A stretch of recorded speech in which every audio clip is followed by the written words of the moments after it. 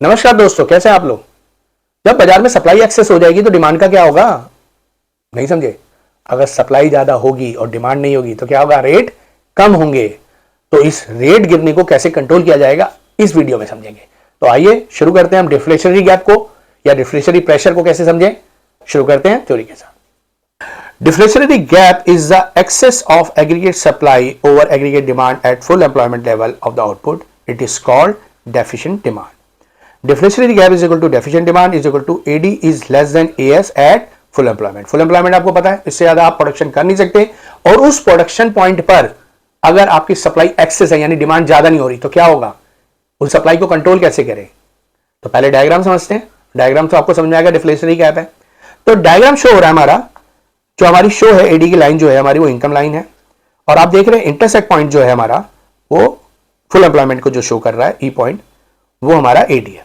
अब आप नीचे देख रहे हैं एक एडी1 की लाइन है, वो हमारी डिफ्लेशनरी गैप यानी गैप कम है। जो डॉट डॉट वाली लाइन है वो आप वैसे समझें, जो ऊपर वाली स्ट्रेट लाइन है और जो नीचे वाली डॉटेड लाइन है उसका मतलब ये है कि ऊपर आप देखिए फुल एम्प्लॉयमेंट का मतलब है कि सप्लाई अवेलेबल है उस पॉइंट पर, तो डिमांड भी अवेलेबल, लेकिन डिमांड जो हो रही है ना वो एडी1 हो रही है यानी जी पॉइंट पर।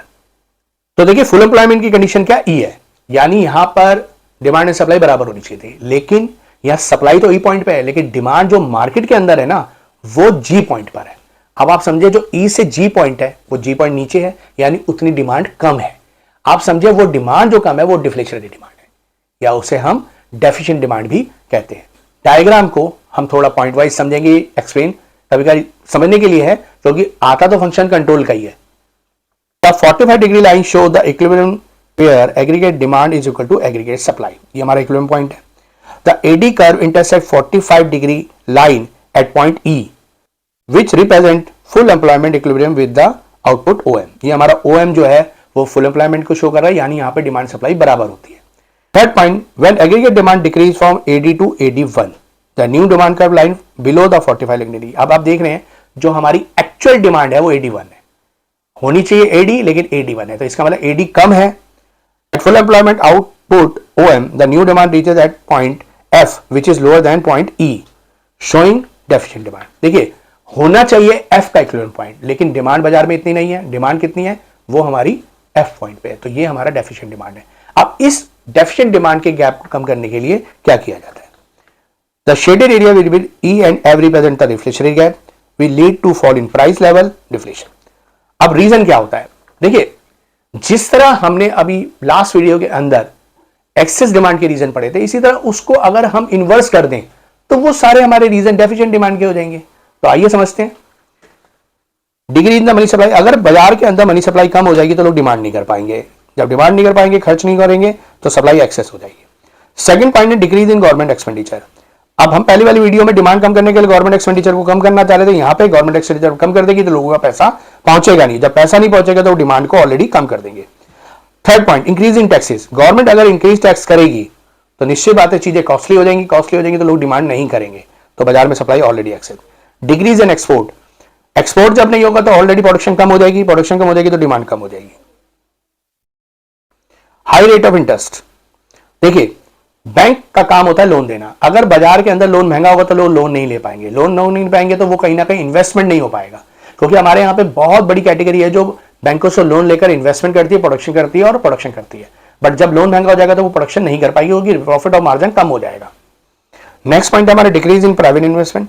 अगर इकोनॉमी के अंदर कुछ कंडीशन ऐसी हो जाती है कि प्राइवेट इन्वेस्टमेंट का विश्वास हमारे देश से उठ जाए या हमारे देश के लोग ही बाहर इन्वेस्टमेंट करना शुरू कर दें, तो समझ लें, जैसा अभी देखने को आ रहा है, ऐसा कहा जाता है, न्यूज में बताया जाता है कि हमारे यहाँ से एफडीआई जो है यानी फॉरेन डायरेक्ट इन्वेस्टमेंट जो है बहुत बड़े लेवल पे विड्रॉ हो रहा है। अब इसकी कंडीशन क्या होता है, कहीं ना कहीं फ्लक्चुएशन मार्केट होती है बहुत ज्यादा, और उसके कई सारे रीजन होते हैं।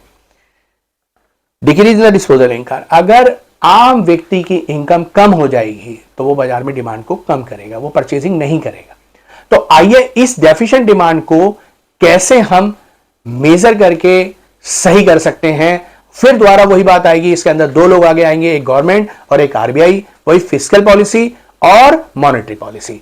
जैसा हमने लास्ट वीडियो के अंदर पढ़ा था फिस्कल पॉलिसी के अंदर, इसके जस्ट उल्टा इन्वर्स हो जाता है कि आप उसको उल्टा कर देंगे पॉइंट्स को, या उल्टी कंडीशन हो जाएगी तो वापिस डेफिशिएंट डिमांड को कम किया जाता है। तो आइए शुरू करते हैं। पहला point, Fiscal policy managed by the government. Reduction in the taxes. Government reduced taxes which increase disposable income of people.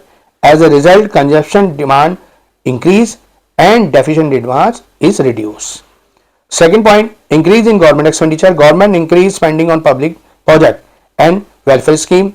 The increase income and demand in the economy helping to remove deflationary. Third point, deficit budget policy. Government keeps its expenditure more than revenue. This inject extra purchasing power into the economy and increase in demand. यानी अत्यधिक पैसा बाजार के अंदर investment किया जाता है ताकि लोगों का पैसा पहुंचे, लोग डिमांड करें. अब आरबीआई का रोल आएगा. Monetary policy. पहला point, decrease in bank rate and repo rate. इसमें भी वही सारे कंट्रोल फंक्शंस आएंगे जो हमारे बैंकिंग में थे, लेकिन रेपो रेट को क्या करेगा सेंट्रल बैंक यानी आरबीआई क्या करेगी, हमारा रेपो रेट बैंक रेट कम कर देगी, यानी इसे हम लोन रेट कहते हैं, ये कम कर दिया जाएगा. लोन बाजार के अंदर सस्ता हो जाएगा और इजीली बोरिंग लोग कर पाएंगे और इन्वेस्टमेंट कर पाएंगे. तो central bank reduce interest rate, making loan cheaper, borrowing increase, investment rises and aggregate demand increases.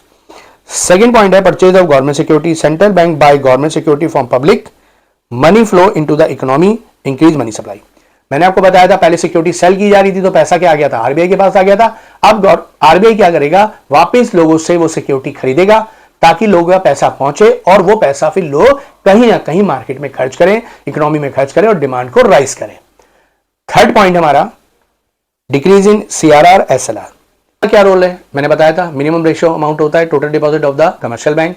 तो आरबीआई क्या करेगा, सीआरआर को कम कर देगा. सीआरआर कम करते ही क्या हो जाएगा, अगर पहले बैंक 5% जमा कर रहा है आरबीआई के पास, अब 4% करेगा तो बैंक के पास पैसा बच जाएगा. बैंक के पास जब पैसा बचेगा तो वो लोन देगा. एसएलआर का मतलब होता है अपने पास कैश रिजर्व रखना डेली रूटीन की ट्रांजेक्शन के लिए. तो वो एसएलआर जब सपोज रिड्यूस हो जाता है, मान लीजिए 20 से 15% है, तो आप 15% ही आपको कैश अपने पास रखना है. आप 5% आपके पास पैसा बचेगा वो आप लोन दे सकते हैं. तो उम्मीद करता हूं आपको डिफ्लेशन गैप समझ में आ गया होगा. चैनल को लाइक करिए, दोस्तों के साथ शेयर कीजिए और चैनल को सब्सक्राइब करिए. Thank you, bye bye.